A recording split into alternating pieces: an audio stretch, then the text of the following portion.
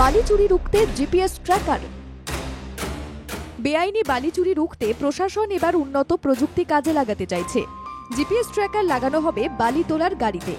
বলা যায়, বালি চুরি ঠেকাতে রাজ্য সরকার একাধিক ব্যবস্থা নিয়েছে।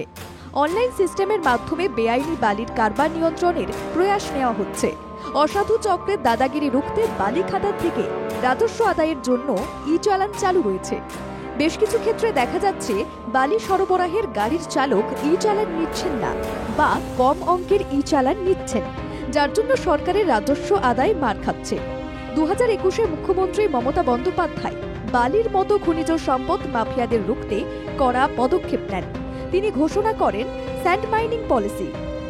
মুখ্যমন্ত্রী স্পষ্ট করে দেন, সরকারি অনুমতি ছাড়া কোনো রকম বালি পাচার করা যাবে না, বেআইনি বালির কারবার করা যাবে না।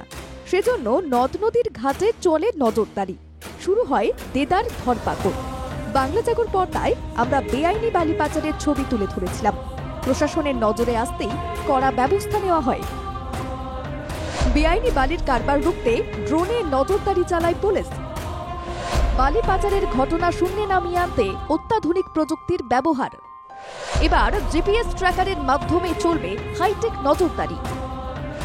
মিনারেল ডেভেলপমেন্ট অ্যান্ড ট্রেডিং কর্পোরেশনের অধীনে রয়েছে 1 লক্ষ গাড়ি। 1 লক্ষ গাড়িতেই জিপিএস ট্র্যাকার লাগানোর সিদ্ধান্ত নিয়েছে প্রশাসন। 2023-24 অর্থবর্ষে বালি খাদানের মতোই নানা ক্ষেত্র থেকে প্রায় 600 কোটি টাকা রাজস্ব আদায় হয়েছিল।